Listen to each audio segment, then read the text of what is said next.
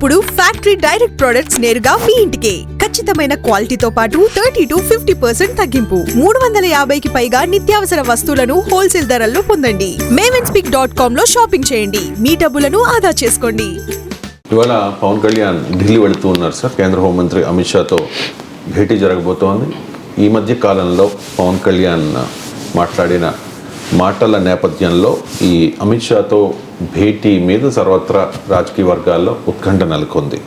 So దక్షిణాదిపై భారతీయ Janata party already focus చేసింది. ఇప్పుడు వస్తున్న ప్రశ్న ఏంటంటే సార్, సౌత్ ఇండియా యోగి ఆదిత్యనాథ్గా పవన్ కళ్యాణ్ భారతీయ జనతా పార్టీ ప్రొజెక్ట్ చేయబోతోందా, తద్వారా దక్షిణాదిలో బలపడాలని చూస్తోందా? అంటే పవన్ కళ్యాణ్ భారతీయ జనతా పార్టీ నాయకుడు కాదు. ఫస్ట్ పాయింట్, ఆయన మిత్రపక్షమే తప్ప భారతీయ జనతా పార్టీ ప్రొజెక్ట్ చేయడం అంటే ఉండదు. అంటే ఆ లైన్ అంటే పవన్ కళ్యాణ్ తనకు తాను ప్రొజెక్ట్ చేసుకుంటాడు తప్ప బీజేపీ యోగి ఆదిత్యనాథ్ ఏమో బీజేపీ నాయకుడు, పవన్ కళ్యాణ్ ఏమో బీజేపీ మిత్రపక్ష నాయకుడు. మొదటి తేడా. అయితే నార్త్ ఇండియాలో యోగి ఆదిత్యనాథ్ ఏ పాలిటిక్స్కు రిప్రజెంటేటివ్. ఎందుకు ఆ చర్చ జరుగుతుంది? ఈవెన్ జాతీయ మీడియాలో కూడా will Pawan Kalyan be the Yogi Adityanath of South India, will Pawan Kalyan be the new Hindutva icon of South India అనే చర్చ జరుగుతుంది. ఎందుకు జరుగుతుందంటే what does Yogi Adityanath symbolize? Yogi Adityanath politics religion యొక్క మిక్చర్. పాలిటిక్స్ అండ్ రిలీజన్ ఎలా కలగాబలగం అవుతుంది అనటానికి యోగి ఆదిత్యనాథ్ ఒక సింబల్. అంటే హార్డ్ కోర్ హిందుత్వ పాలిటిక్స్ను ఎక్స్పోజ్ చేస్తూ పొలిటికల్గా సక్సెస్ అయిన రాజకీయ నాయకుడు within the Bharatiya Janata party.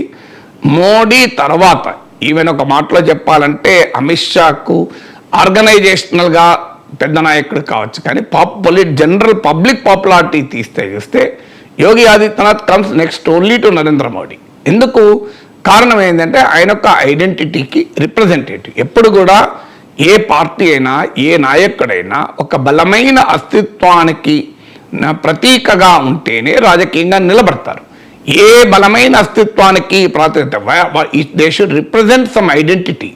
అది right, wrong, good, bad, popular, unpopular. ఒక ఐడెంటిటీకి నిలబెడితే అది ఎన్నడో ఒక రోజు అది మొలకెత్తుతుంది, అది మహావృక్షం అవుతుంది. దానికి ఉదాహరణే ఆర్ఎస్ఎస్ ఐడియాలజీ. ఆర్ఎస్ఎస్ ఐడియాలజీ 100 ఏళ్ల కింద మొదలైనప్పుడు, 50 ఏళ్ల కింద, 30 ఏళ్ల కింద అసలు వేరీజ్ ఆర్ఎస్ఎస్ ఐడియాలజీ. అది కొద్దిమంది వ్యక్తుల ఆలోచన సరళిగా మాత్రమే ఉండేది.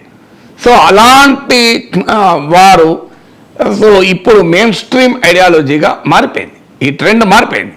సో ఎందుకు మారిపోయింది అంటే, ఎప్పుడు కూడా ఒక స్ట్రాంగ్ ఐడెంటిటీకి నీవు రిప్రజెంట్ చేస్తూ ఉంటే ఆ స్ట్రాంగ్ ఐడెంటిటీ ఏదో ఒక సమయంలో కన్సిస్టెంట్గా దానికి కృషి జరిగితే ఆ ఐడెంటిటీకి యాక్సెప్టెన్స్ రావటానికి స్కోప్ ఉంటుంది. సో అందువల్ల మీకు ఇప్పుడు కూడా జరిగేది ఏంటి? యోగి ఆదిత్యనాథ్ ఒక స్ట్రాంగ్ సాఫ్రన్ పొలిటికల్ ఐడెంటిటీ, కాషాయ రాజకీయ అస్తిత్వానికి హిందూ ఉదయ సామ్రాట్గా యోగి ఆదిత్యనాథ్కు నార్త్ ఇండియాలో పేరు. సో ఆ పాత్ర సౌత్లో ఎవరు ఫాలో కావాలి, సౌత్లో ఎవరున్నారు అనుకున్నప్పుడు యడియూరప్ప లాంటి వాళ్ళు బీజేపీలో అగ్రనేతగా ఎదిగిన ఆయన లింగాయత్ లీడర్ దాటి ఆయన ఇంకా ఎదగలే. సో ఆయన లింగాయత్ నాయకుడిగా, రాష్ట్ర స్థాయి నాయకుడిగా కర్ణాటక దాటి ఆయన ఇన్ఫ్లుయెన్స్ ఎక్కడా లేదు. మీకు సౌత్ ఇండియాలో వచ్చే వరకు ఈ ఐడెంటిటీ అంటే హిందూ మెజారిటేరియన్ పాలిటిక్స్కు అడ్డంకిగా ఉండే అనేక సోషల్ పొలిటికల్ ఫ్యాక్టర్స్ సౌత్ ఇండియాలో ఉన్నాయి. నార్త్ ఇండియాలో లేని ఫ్యాక్టర్స్, ఉదాహరణకు ఇక్కడ సంఘ సంస్కరణ ఉద్యమాలు జరిగిన బలమైన గడ్డ. సంఘ సంస్కరణ ఉద్యమాలు ఎక్కడ జరిగినా సామాజిక జాడ్యాలు, మతపరమైన అస్తిత్వాలు, ఈ బ్యాక్వర్డ్ ఐడెంటిటీస్ అనేది క్వశ్చనబుల్ అవుతాయి.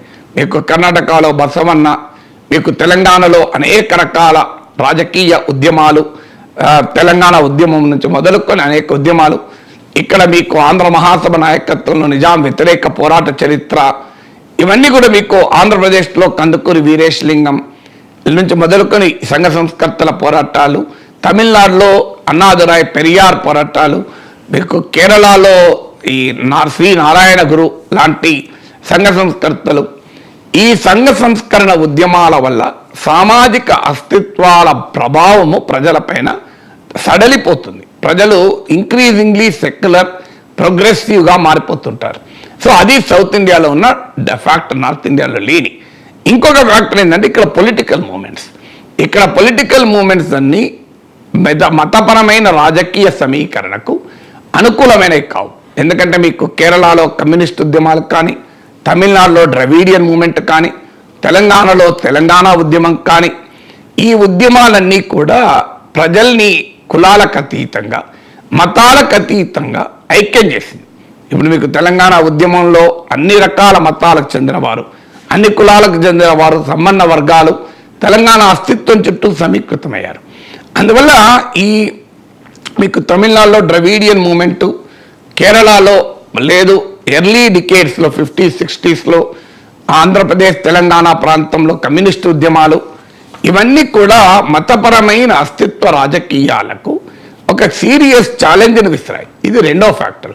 మూడో ఫ్యాక్టర్ ఏంటంటే లింగ్విస్టిక్ ఐడెంటిటీ.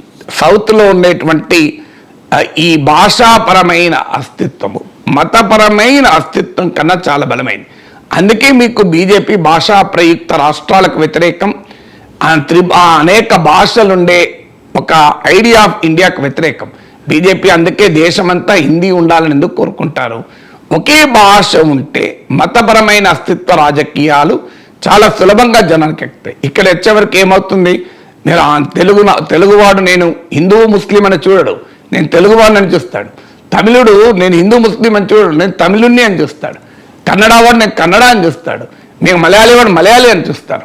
అందుకే మీకు భాషా ప్రయుక్త రాష్ట్రాల ఉద్యమాలకు కూడా సౌత్లో జరిగాయి. భాషా ప్రయుక్త రాష్ట్రాల ఏర్పాటు కూడా సదరన్ స్టేట్స్ మొదలైంది. 1953 అక్టోబర్ 1 నాడు ఆంధ్ర రాష్ట్రం మద్రాస్ ప్రెసిడెన్సీ నుంచి విడిపోవడం ద్వారా భారతదేశంలో లింగ్విస్టిక్ రీఆర్గనైజేషన్ స్టేట్స్ ఇక్కడి నుంచే మొదలైంది. విశాలాంధ్ర ఏర్పాటు అనే నినాదం ఇక్కడి నుంచే మొదలైంది.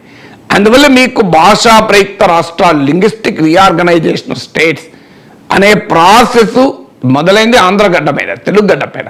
అందువల్ల భాషాపరమైన అస్తిత్వం చాలా బలంగా ఉండడం కూడా సౌత్ ఇండియాలో హిందుత్వ పాలిటిక్స్ పెనట్రేట్ కావటానికి ఒక అననుకూలమైన వాతావరణం. అందుకే మీరు గమనించండి, ఇంత కృషి చేసినా మీకు ఆంధ్రలో బీజేపీకి కదలిక లేదు. తమిళనాడులో ఈ మధ్య అరౌండ్ 11% దాకా ఓటింగ్ పెరిగింది. కేరళలో ఓట్లు పెరుగుతున్నాయి కానీ సీట్లు రావు. మీకు ఆంధ్రప్రదేశ్ తెలంగాణలో కొంత మతపరమైన చరిత్ర ఉంది కనుక కమ్యూనల్ పోలరైజేషన్ ఉంది, ఎంఐఎం రూపంలో ముస్లిం పొలిటికల్ ఐడెంటిటీ ఉంది కనుక దానికి కౌంటర్గా హిందూ పొలిటికల్ ఐడెంటిటీ ఎమర్జ్ అయింది. కర్ణాటకలో ఇది కాస్ట్ ఐడెంటిటీతో లింక్ అయింది. మీకు లింగాయత్ ఐడెంటిటీ లేకుండా అక్కడ హిందుత్వ ఐడెంటిటీ మనం ఊహించలేం కూడా. Linguistic it's a mixture of both the identities. అందువల్ల ఎక్కడైనా సౌత్లో నీకు బీజేపీకి అడ్వాన్స్ కాకపోవటానికి కారణం నేను ఇంతకుముందు చెప్పినటువంటి సోషో పొలిటికల్ టెరైన్, ఈ సామాజిక రాజకీయ భూమిక అనేది బీజేపీకి ఇక్కడ ఛాలెంజ్గా మారింది. అందువల్ల బీజేపీ ఎత్తుగడ ఏంటంటే ఈ సోషో పొలిటికల్ టెరైన్ను ఛేదించి సౌత్ ఇండియాలో బలాన్ని పుంజుకోవాలి అంటే a powerful BJP Hindutva leader emerge కాలేదు. తెలంగాణలో బండి సంజయ్ కాస్త ఎమర్జ్ అయితే నీకు ఆయనకు వచ్చిన రెస్పాన్స్ కూడా చూసాం, అనుకూల రెస్పాన్స్. కానీ బియాండ్ పాయింట్ ఆయన కూడా తెలంగాణ దాటి ఎక్కడ ప్రభావం చూపలేదు. చివరికి తెలంగాణలో కూడా ఆయన ప్రభావాన్ని పార్టీయే కట్ చేసింది. అందువల్ల మీకు నార్త్లో ఉన్నట్లు యోగి ఆదిత్యనాథ్ తరహా పొలిటీషియన్స్, వెస్ట్లో ఉన్నట్లు మోడీ అమిత్ షా లాంటి పొలిటీషియన్స్, ఆఖరికి ఈస్ట్లో ఉన్నట్టు హేమంత్ బిశ్వా శర్మ లాంటి పొలిటీషియన్స్ కూడా సౌత్లో లేరు. అందుకొరకు రజనీకాంత్తో ఒక ప్రయత్నం. ఎందుకంటే బీజేపీ అర్థం చేసుకునేది ఏంటంటే ఇక్కడ ఎమర్జ్ కావాలి అంటే హిందుత్వ పొలిటికల్ ఐడెంటిటీని కూడా జనంలోకి తీసుకెళ్ళాలి అంటే ఒక పాపులర్ ఫామ్ ఏంటి అంటే సినిమా. ఎందుకంటే సౌత్లో సినిమాకు సమాజానికి, సినిమాకు పాలిటిక్స్కు చాలా దగ్గర సంబంధం ఉంది కనుక మీరు అందువల్ల తమిళనాడులో ఒక ప్రయత్నం రజనీకాంత్ ద్వారా చేశారు.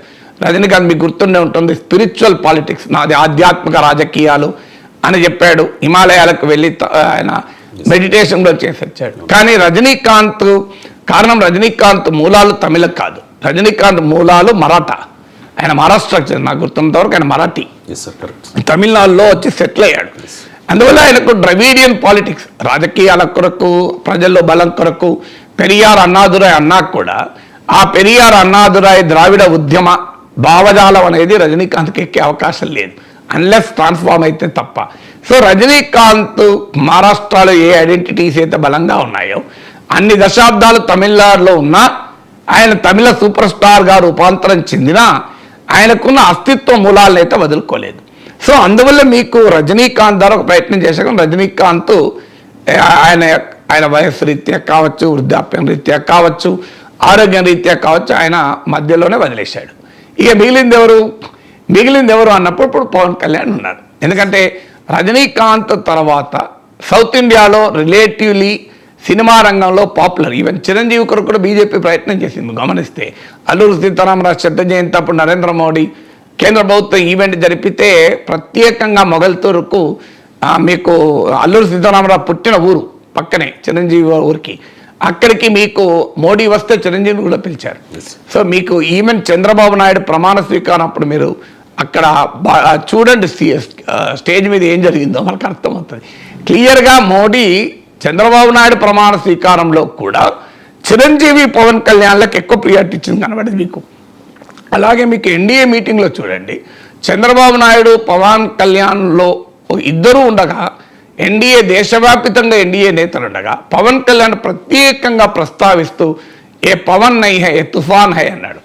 సో ఇతను పవనమే గాలి కాదు, చిన్న కూల్ బ్రీజ్ కాదు, స్టామ్ ఇతను అని హిందీలో అన్నాడు. సో అందువల్ల ఇవన్నీ what does it indicate? This indicates BJP's experiment in Andhra, in south India. ఎందుకంటే పవన్ కళ్యాణ్ ఇన్ఫ్లుయెన్స్ కేవలం ఆంధ్రాకే పరిమితం కాదు.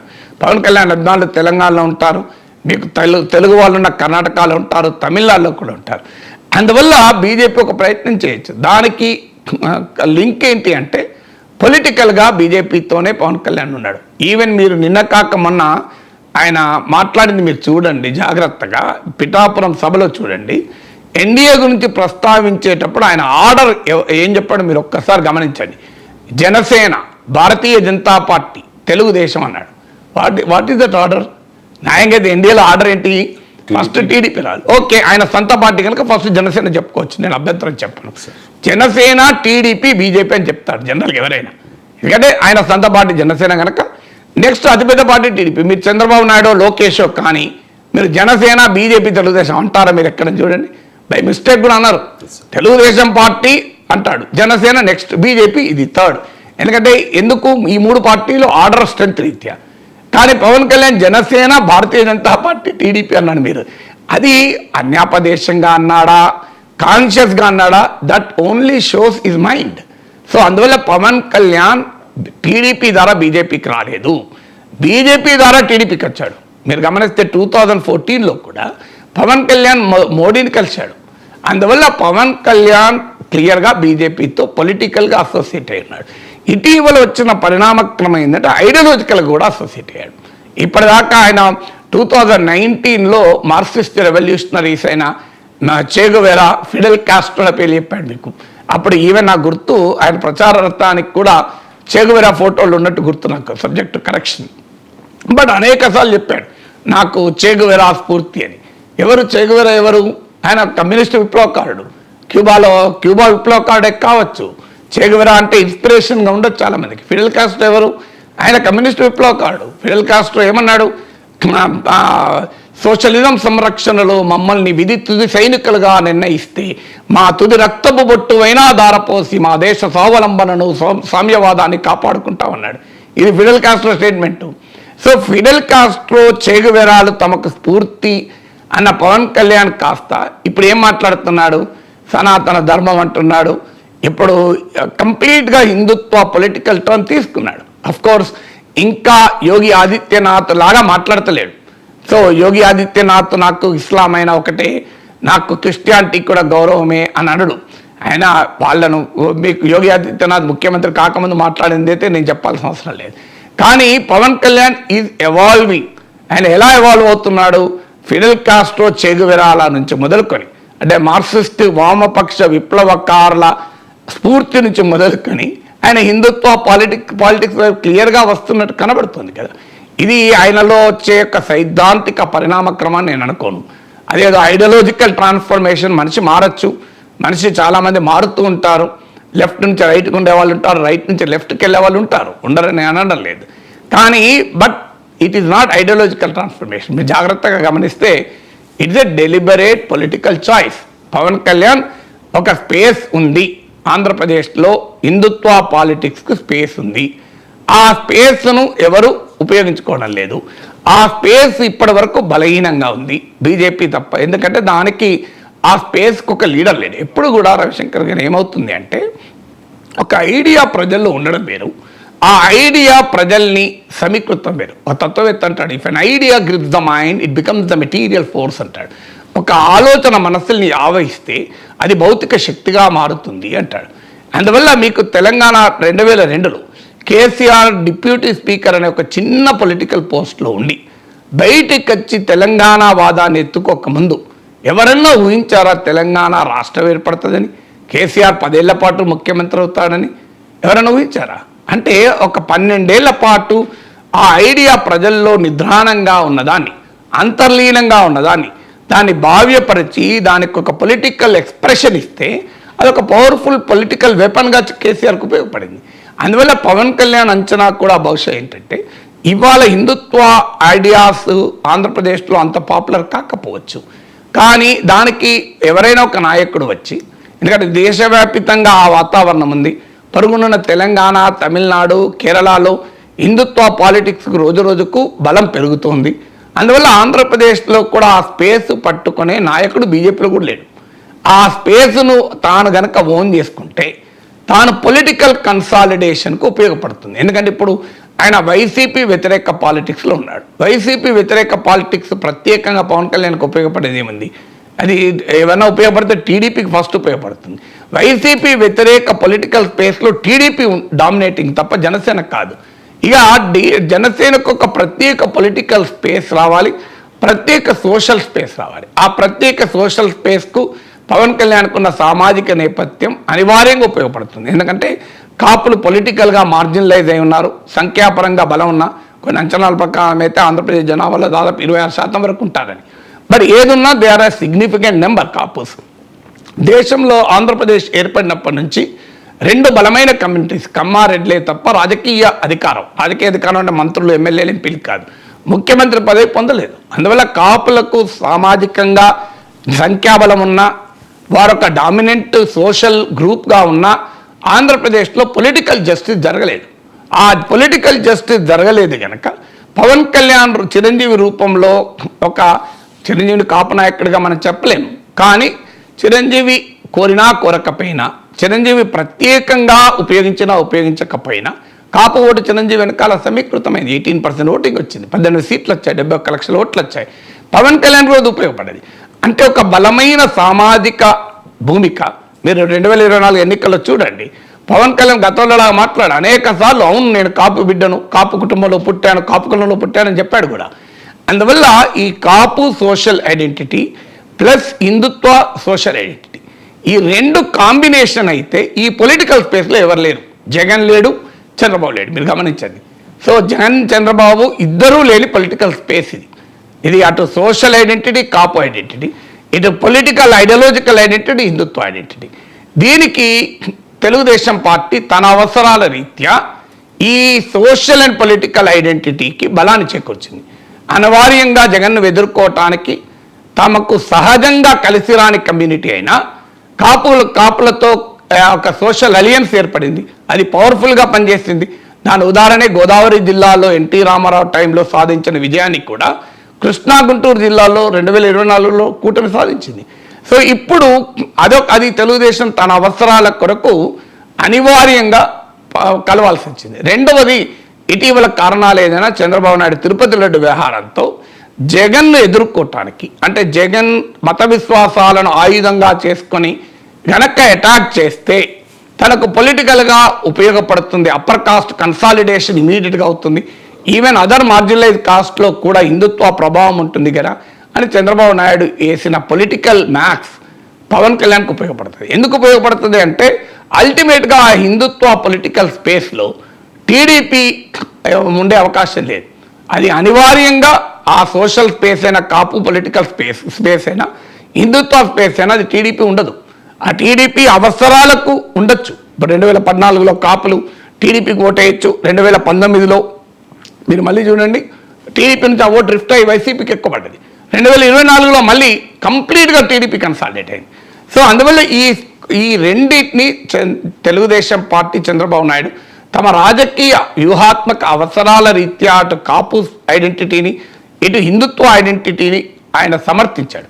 అది పవన్ కళ్యాణ్కి అదనపు అడ్వాంటేజ్ అవుతుంది. అందువల్ల ఇప్పటికిప్పుడైనా యోగి ఆదిత్యనాథ్ సౌత్ ఇండియా అవుతాడా అని నేనేమి ఊహాగానాలు చేయలేను. కానీ ఒక పొలిటికల్ షిఫ్ట్ అయితే క్లియర్గా పవన్ కళ్యాణ్ ఆయన మరి ఇవన్నీ లెక్కలేశాడా సార్ మీరు చెప్తున్నట్లు అని ఎవరైనా అనొచ్చు. కానీ ఏది లెక్కలేకుండా రాజకీయ నాయకులు ఏమాట అనరు. ఏదో క్యాజువల్గా అన్నారంటూ కనబడతారు, కానీ ఆ క్యాజువల్గా ఏమన్నారు. It is calculated move behind everything. రాజకీయ నాయకులు చాలా శాస్త్రీయంగా పనులు చేస్తారు. వాళ్ళు ఇక్కడ ఏది అనాలో అదే అంటారు కదా. అదే సార్, మొన్న పిఠాపురంలో ఆ వ్యాఖ్యలు చేయడం, ఇవాళేమో ఢిల్లీకి వెళ్ళడం ఏదో స్ట్రాటజీతో వెళ్తున్నాడు. ఢిల్లీకి వెళ్ళడం స్ట్రాటజీ అనుకోను, ఢిల్లీకి ఏం చాలాసార్లు వెళ్తుంటాడు. అంటే ఆల్ ఆఫ్ ఎ సడన్ ఎన్నడైనా ఒక రోజు వెళ్తే ఆల్ ఆఫ్ సడన్ అవుతుంది కదా. ఇప్పుడు అమిత్ షా దగ్గరికి వెళ్ళి ఎవరి మీద కంప్లైంట్ చేస్తాడు? అనిత మీద కంప్లైంట్ చేస్తాడా? కంప్లైంట్ చేయడు చేయడం కదా. లేకపోతే వాళ్ళు పిలిపిస్తే వాళ్ళు పిలిపించడము ప్రత్యేకత ఏముంటుంది, కానీ అది ఐ డోంట్ థింక్ దట్ దానికి. ఇప్పుడు మన మీడియాకు కూడా ఒక ధోరణి ఏంటంటే ఢిల్లీకి వెళ్ళినప్పుడల్లా అదొక పెద్ద రాజకీయ వార్త. మీరు ఢిల్లీకి వెళ్తున్నాడు, ఢిల్లీకి ఇప్పుడు ఆయన కూటమిలో జనసేన ఒక పార్ట్నరు, ఎన్డీఏ మిత్రపక్షాల సమావేశాలు జరుపుకుంటూ ఉంటాయి, ఎన్డీఏ నాయకులతో చర్చించుకుంటూ ఉంటారు. టీడీపీ నుంచి కూడా వెళ్ళాలి. అందువల్ల అమిత్ షా పవన్ కళ్యాణ్ కలవడం అనేది దానికి అతిగా పొలిటికల్ ఇంటర్ప్రిటేషన్, ఇది ఈవెంట్కి తీయడం కరెక్ట్ కాదు. కానీ ప్రాసెస్ మాత్రం చాలా క్లియర్గా పవన్ కళ్యాణ్ పొలిటికల్ షిఫ్ట్ అయితే కనబడుతుంది.